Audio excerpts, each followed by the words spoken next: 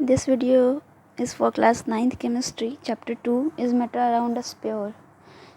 This is the third part of this chapter in which we are going to study about metalloids, compounds, characteristics of compounds and comparison between elements and compounds.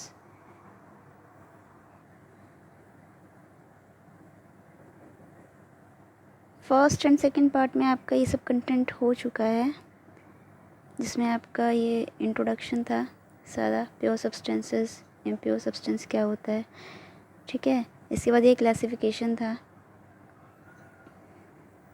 इसको एक बार देख लेते हैं। Basically हमारे आसपास जितने भी substances होते हैं उसे मैटर कहा जाता है, ठीक है। मैटर फर्दर डिवाइड होते हैं प्योर और इम्प्योर सब्सटेंसेस में। प्योर सब्सटेंस वैसे 2 पार्ट्स में डिवाइड हुए होते हैं, एलिमेंट्स एंड कंपाउंड्स में, ठीक है। एलिमेंट्स मतलब सिंगल एटम के बने होते हैं, ठीक है, मतलब same kind of atom, not single, you can say same kind of atom के बने होते हैं। जबकि कंपाउंड है ये 2 या 2 से ज़्यादा एटम से मिलके बने हो सकते हैं। द मेन थिंग इज़ कि प्योर सब्सटेंस में प्रपोर्शन जितने भी एटम होंगे उनका प्रपोर्शन फिक्स्ड होगा, ठीक है। अगर हम प्रपोर्शन की बात करें तो प्योर सब्सटेंस का फिक्स्ड होता है जितने भी कंपोनेंट्स हैं, जबकि इसमें फिक्स्ड नहीं होता है, ठीक है। It is a main difference between pure substance and impure substance. Pure substance का एग्जांपल से आप हाइड्रोजन ले लें, हाइड्रोजन मॉलिक्यूल H2, वाटर ले लें H2O, carbon dioxide CO2, sulphuric acid H2SO4, है ना। इन सब में कितना हाइड्रोजन है, कितना ऑक्सीजन है, कितना कार्बन है, वो फिक्स है, वो आप अपनी इच्छा से आप कम ज़्यादा नहीं कर सकते हैं।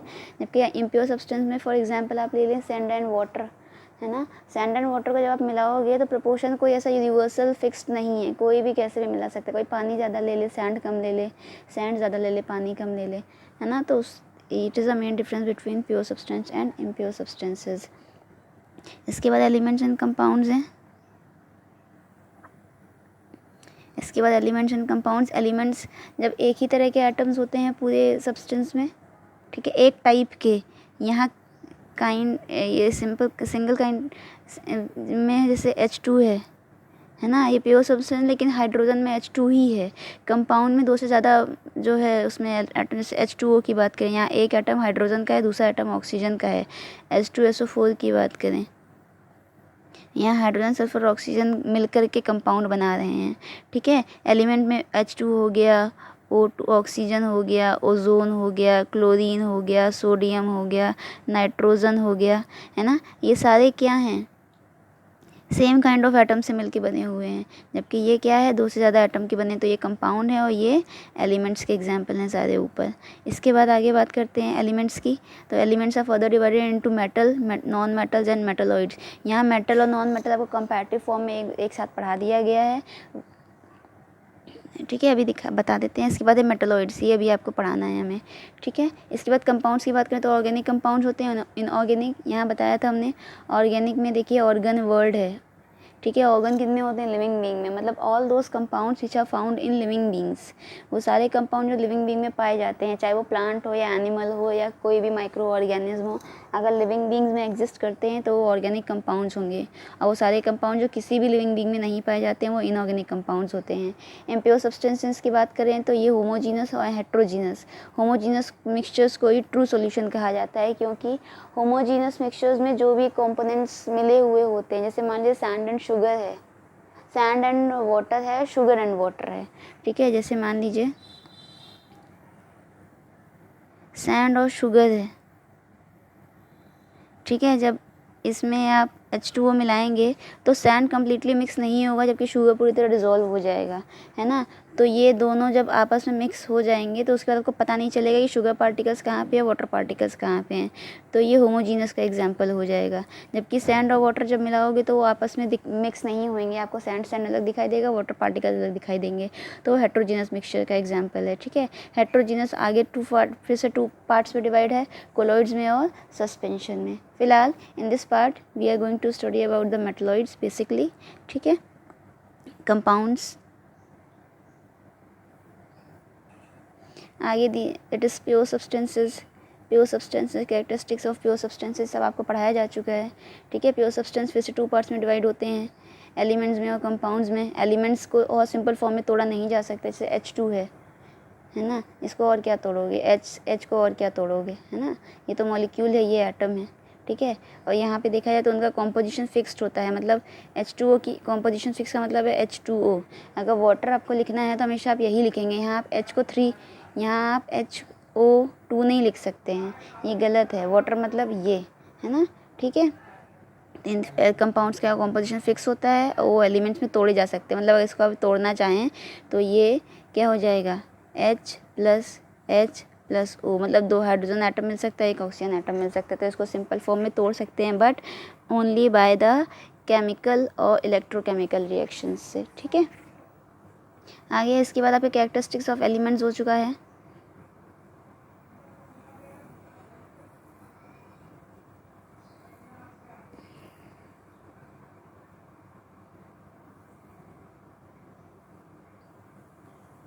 कैरेक्टरिस्टिक्स ऑफ एलिमेंट्स हो चुका है, ये सब चीज़ें आपकी हो चुकी हैं, पार्ट 1 2 में हो चुका है। आपको एक दिया गया एलिमेंट्स दिए थे, elements name, their symbol and their state, कौन सी स्टेट में होते हैं, सारे एलिमेंट्स हैं ये, ठीक है।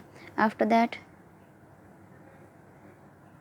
20 एलिमेंट्स याद करने को कहा था आपको, याद कर लीजिए इसको जितना आसानी से हो सके। ये बताया गया था composition, comparison between metals and non metals,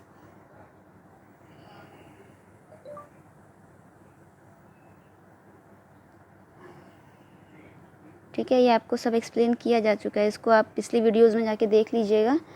अगर लिंक आपको यहीं डिस्क्रिप्शन में, इसी वीडियो के डिस्क्रिप्शन में आपको पार्ट 1 और 2 का लिंक भी मिल जाएगा, तो अगर आप चाहें तो वहाँ रिविज़िट करके रिवीजन कर सकते हैं। चलिए लेट्स स्टार्ट टुडेज़ टॉपिक। आज का टॉपिक है आपका मेन है मेटलॉइड्स हैं। मेटलॉइड्स क्या होते हैं, देखिए हमने आपको बताया है कि जो प्योर सब्सटेंस होते हैं वो किस में डिवाइड होते हैं, एलिमेंट में और कंपाउंड्स में। एलिमेंट्स के 3 पार्ट्स होते हैं, या तो वो मेटल होंगे या तो वो नॉन मेटल्स होंगे, ठीक है। लेकिन कुछ ऐसे सब्सटेंसेस भी होते हैं जो कुछ प्रॉपर्टीज़ मेटल की शो करते हैं, कुछ प्रॉपर्टीज़ नॉन मेटल्स की शो करते हैं। मतलब ना तो वो पूरी तरह से मेटल ही होते हैं, सारी प्रॉपर्टी शो करते हैं, ना तो पूरी तरह से वो नॉन मेटल ही होते हैं। कुछ प्रॉपर्टीज़ मेटल्स की होती हैं, कुछ प्रॉपर्टीज़ नॉन मेटल्स की होती है। इन्हीं सब्सटेंसेस को मेटलॉइड्स कहा जाता है। द एलिमेंट विच पोजेस होगा यहाँ पे, एक second, element which possess some properties of metal and some other properties of non-metals are called metalloids। वो सारे elements जो कुछ प्रॉपर्टीज़ मेटल्स की शो करते हैं, कुछ प्रॉपर्टीज़ नॉन मेटल्स की शो करते हैं, उन्हें मेटलॉइड्स कहा जाता है, ठीक है। Since the characters of both metal and non metals are present, they are also known as semi metals. Semi means होता है थोड़ा थोड़ा, पूरी तरह से नहीं, ठीक है। सेमी सॉलिड, सेमी लिक्विड सुना होगा, सेमी सॉलिड जो पूरी तरह से सॉलिड नहीं हो, सेमी लिक्विड जो पूरी तरह से लिक्विड नहीं है, ठीक है। तो ऐसे ही इनको सेमी मेटल्स भी बोला जाता है, ठीक है। ये एक तरह से क्वेश्चन पूछा जा सकता है, why metalloids are called semi metals, because they have both the characters of metals and non-metals। Next, metalloids look like metal but are brittle like non metal. जो मेटलॉइड्स होते हैं दिखते तो मेटल की तरह हैं, दिखना है मतलब लस्ट्रस होते हैं, सॉलिड होते हैं मोस्टली, ठीक है। लेकिन वो क्या होते हैं, ब्रिटल होते हैं। मेटल की प्रॉपर्टी क्या थी कि उनको तोड़ेंगे तो टूटेगा नहीं, शीट्स में कन्वर्ट किए जा सकते हैं, मेलेबिलिटी, और वायर्स में कन्वर्ट किए जा सकते हैं, डक्टिलिटी, है ना। तो ये प्रॉपर्टी मेटलॉइड्स की नहीं होती, ये ब्रिटल होती है। इनको अगर थोड़ा हैमर से थोड़ा सा मारा जाए तो वो इजीली टूट जाते हैं। Metalloids are neither good conductor of electricity nor good insulator.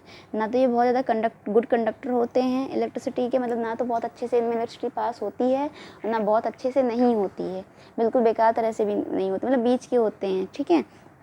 So they are called semiconductors. ये सेकंड क्वेश्चन है, एक क्वेश्चन आपका ये बन सकता है, सेकंड आपका ये बन सकता है कि मेटलॉइड्स को सेमी कंडक्टर क्यों कहा जाता है, because they are not good conductor nor the good insulators of electricity, ठीक है। A few important examples of metalloids are silicon, arsenic, boron, antimony, germanium, bismuth. ये सारे किसके एग्जाम्पल्स हैं, मेटलॉइड्स के एग्जाम्पल हैं, ठीक है। I hope it is clear to you all कि मेटलॉइड्स वो होते हैं जिनमें कुछ प्रॉपर्टीज़ मेटल्स की होती है, कुछ प्रॉपर्टीज़ नॉन मेटल्स की होती हैं। They are called semi metal because they have both characters of metals and non metals, ठीक है। मेटलॉइड जो होते हैं दे लुक लाइक मेटल जैसे दिखते हैं लेकिन ब्रिटल होते हैं नॉन मेटल की तरह, बहुत नाजुक डेलिकेट होते हैं, टूट जाते हैं आसानी से। इसके बाद मेटलॉइड्स ना तो गुड कंडक्टर होते हैं ना तो बैड कंडक्टर होते हैं इलेक्ट्रिसिटी के, इसीलिए इनको सेमी कंडक्टर कहा जाता है। सिलिकॉन का आपने नाम सुना होगा, कंप्यूटर वगैरह में यूज़ किया जाता है, सिलिकॉन चिप्स यूज़ होती हैं, ठीक है। ये सारे इसके एग्जाम्पल हैं, सिलिकॉन है, आर्सेनिक है, boron, antimony, germanium, bismuth, these are the example. Okay, now next topic is compounds. Compounds क्या होते हैं? कंपाउंड मीन्स होता है कि जो थोड़ा सा कॉम्प्लेक्स हो, ठीक है, कॉम्प्लिकेटेड। जैसे आप मैथ्स में कंपाउंड इंटरेस्ट पढ़े होंगे लास्ट क्लास में, है ना।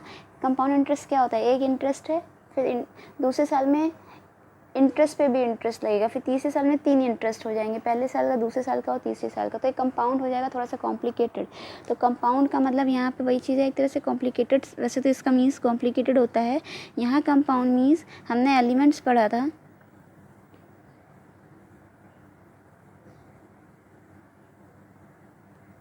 ठीक। एलिमेंट्स के एग्जाम्पल क्या थे? हाइड्रोजन, कार्बन, ऑक्सीजन, ओजोन, ठीक है, नाइट्रोजन, ये सारे एलिमेंट्स थे। क्यों? क्योंकि ये सारे सेम एटम थे। ये H हाइड्रोजन के ही एटम है, ये कार्बन का ही एटम है, ये ऑक्सीजन का ही एटम है, इसमें भी ऑक्सीजन का ही एटम है, यहाँ नाइट्रोजन का एटम है। लेकिन कंपाउंड्स क्या होते हैं? कंपाउंड्स की बात करें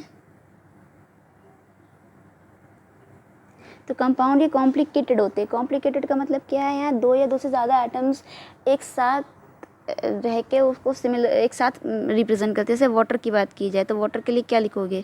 हाइड्रोजन और ऑक्सीजन के एटम एक साथ हो जाएंगे, वो भी फिक्स प्रपोर्शन में। 2 हाइड्रोजन होना चाहिए और 1 ऑक्सीजन एटम होना चाहिए कंबाइन करने के लिए, ठीक है। अगर कार्बन डाइऑक्साइड की बात करें तो 1 कार्बन का एटम है और 1 ऑक्सीजन का है, 2 ऑक्सीजन के एटम है, ये दोनों एक साथ रहेंगे, इसलिए ये कंपाउंड है। सल्फ्यूरिक एसिड की बात की जाए, ठीक, यहाँ 1 हाइड्रोजन है, 2 हाइड्रोजन है, 1 सल्फर है और 4 ऑक्सीजन है। तो ये सारे क्या हैं? यहाँ 2 या 2 से ज़्यादा एटम्स कंबाइंड हैं लेकिन एक साथ शो हो रहे हैं, एक साथ, ये इनका एग्जिस्टेंस एक साथ ही है। वाटर के लिए इसका एक साथ एग्जिस्टेंस है, सल्फ्यूरिक एसिड के लिए एक साथ शो होंगे, कार्बन डाइऑक्साइड के लिए। तो ये कंपाउंड के एग्जाम्पल हैं, ठीक है। तो compounds are those pure chemicals. Compound भी प्योर केमिकल होता है, ऊपर बताया था अभी। प्योर सब्सटेंस के 2 पार्ट्स होते हैं, प्योर सब्सटेंस के 2 पार्ट्स होते हैं, एक एलिमेंट होता है, दूसरा कंपाउंड होता है। तो एलिमेंट हो गया, मेटल, नॉन मेटल और मेटलॉइड सब कंपाउंड्स पे है ये, ठीक है। तो कंपाउंड भी क्या होते हैं? प्योर केमिकल्स ही होते हैं which are formed by combination of 2 और more elements in a fixed proportion, ठीक है। प्योर सब्सटेंस होंगे तो उनका प्रोपोर्शन फिक्स होगा बाय द मास, उनके मास के हिसाब से। मास मतलब यहाँ वजन, किसी एक एलिमेंट का खुद का जो वजन होता है वो मास होएगा। The compounds are formed by chemical change. Compound हमेशा केमिकल चेंज ही होता है, मतलब केमिकल प्रोसेस से ही ये फॉर्म हो सकते हैं, ठीक है। केमिकल मेथड क्या होता है, फिजिकल मेथड क्या होता है सेपरेशन और फॉर्मेशन का, ये भी आगे आपका नेक्स्ट आगे इसी चैप्टर में आगे आएगा, तो डोंट वरी अबाउट दैट। बस ये याद रखिए जो प्योर सब्सटेंसेस होते हैं उन्हें केमिकल मेथड से ही बनाया जा सकता है या उन्हें स्प्लिट एटम्स को तोड़ा जा सकता है, ठीक है। The compounds are formed by chemical change. For example water is formed by the combination of hydrogen and oxygen, ठीक है। सिंपल एग्जाम्पल है वाटर, इसलिए यहाँ वाटर समझा रहे हैं। जब आपको एक बार समझ में आ जाएगा तो आप किसी भी इसको कंपाउंड से आप एक्सप्लेन कर सकते हैं किसी भी तरह के, ठीक है। तो अगर हम वाटर की बात करें तो वाटर में हाइड्रोजन और ऑक्सीजन का प्रोपोर्शन फिक्स होता है, ठीक, H2O। In a water molecule 2 hydrogen and 1 oxygen atoms are chemically combine in a fix proportion of 1:8 by mass, ठीक। अब ये 1:8 का क्या मतलब है? देखिए यहाँ पे आ गया, atomic mass of hydrogen is 1 unit. यहाँ देखिए, यहाँ हमने आपको ये वाली टेबल याद करने को बोला था, यहाँ पे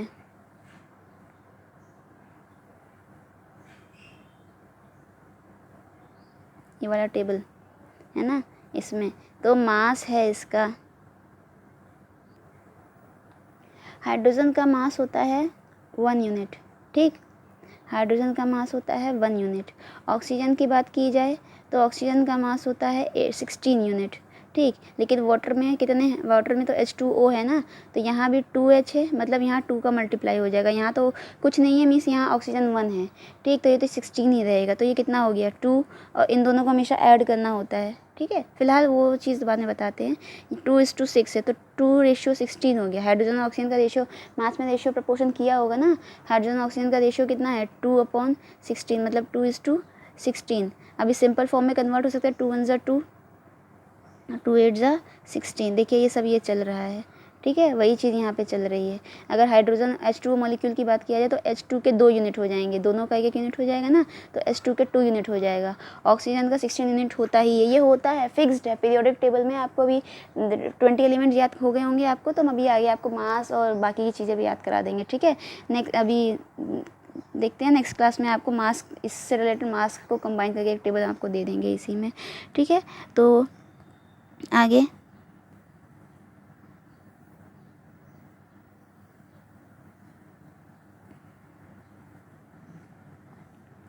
ठीक है, तो ये समझ में आ गया। तो इसका मास कितना कितना हो गया रेशियो इसका, 2:16 हो गया।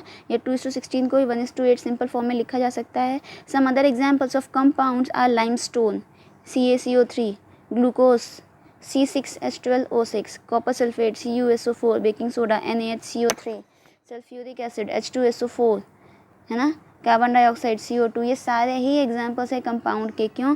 क्योंकि देखो यहाँ कैल्शियम CaCO3, एक Ca calcium, C carbon, O oxygen, glucose एक carbon hydrogen oxygen, copper sulphate copper sulphur oxygen, baking soda Na sodium, H hydrogen carbon oxygen, है ना, 2 से ज़्यादा एटम्स हैं लेकिन इनका प्रोपोर्शन फिक्स है, इसलिए ये सारे किसके एग्जांपल्स हैं, कंपाउंड्स के एग्जांपल हैं। देखिए इसको इसमें जैसे यहाँ अगर हाइड्रोजन की बात की जाए तो H2, अगर हाइड्रोजन की बात की जाए तो एक मॉलिक्यूल और दूसरा मॉलिक्यूल दोनों H के ही हैं, है ना। ऑक्सीजन की एक एटम ऑक्सीजन का, दूसरा एटम ऑक्सीजन का, दोनों ये भी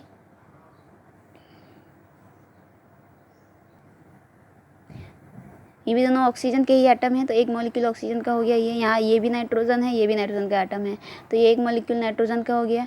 ये भी क्लोरीन एटम है, ये भी क्लोरीन एटम है, तो एक एटम क्लोरीन का हो गया। तो ये सारे किसके एग्जाम्पल्स हैं, ये एलिमेंट्स के एग्जाम्पल हैं, ठीक है।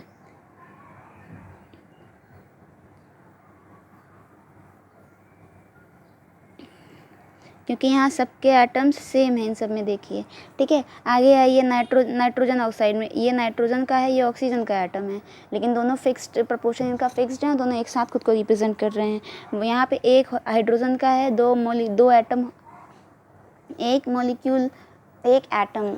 एक एटम ऑक्सीजन का है, 2 एटम हाइड्रोजन के हैं, तो दोनों एक साथ रिप्रेजेंट कर रहे हैं वाटर को, H2O को। यहाँ पे एक एटम नाइट्रोजन का है, 2 एटम ऑक्सीजन के हैं, नाइट्रोजन ऑक्साइड एक साथ रिप्रेजेंट कर रहे हैं। यहाँ एक एटम कार्बन का है, 2 एटम ऑक्सीजन का है, एक साथ कार्बन डाइऑक्साइड को रिप्रेजेंट कर रहे हैं।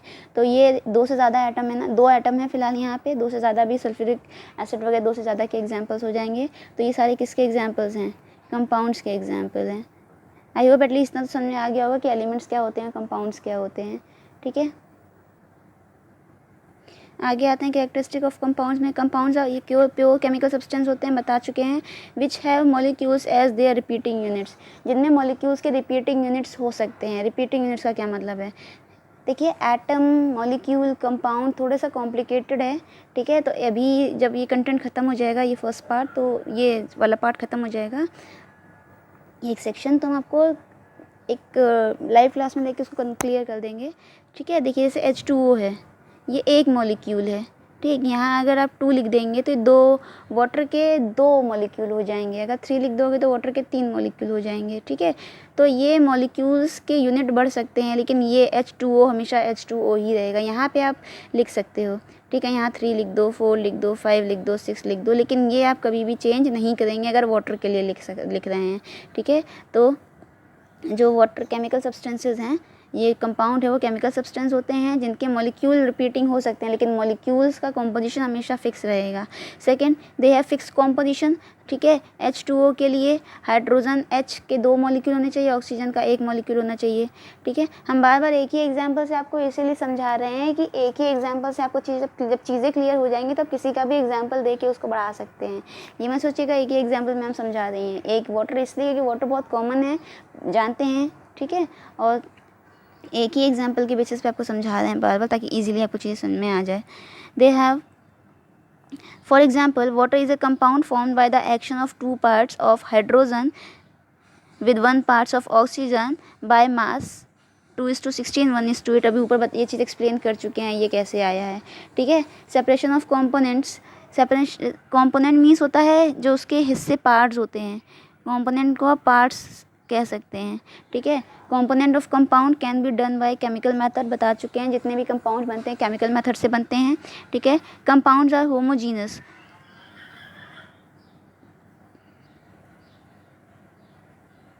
कंपाउंड होमोजीनस होते हैं मतलब H2 और O मिलने के बाद पता नहीं चलेगा कहाँ हाइड्रोजन का एटम है कहाँ ऑक्सीजन का एटम है, ठीक है।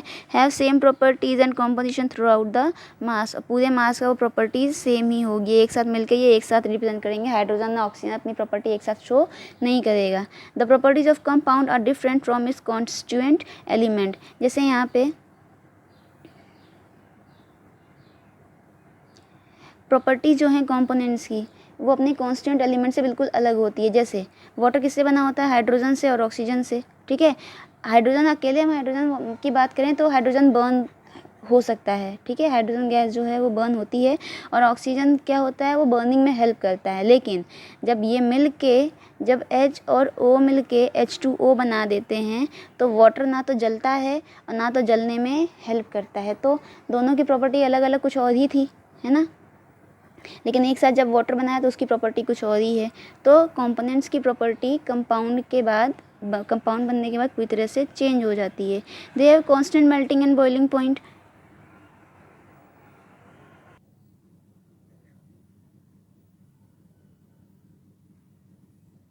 They have constant melting and boiling point. Water का चाहे जहाँ भी चले जाइए यूनिवर्सली अर्थ पे अर्थ से बाहर, ठीक है, तो उसका मेल्टिंग बॉइलिंग पॉइंट हमेशा फिक्स रहेगा। तो किसी भी कंपाउंड का बॉइलिंग मेल्टिंग पॉइंट फिक्स रहता है। Compounds are formed as a result of chemical reaction, बता चुके हैं, ठीक है, केमिकल रिएक्शन से ही बनेंगे ये। Formation of compound is either exothermic and endothermic.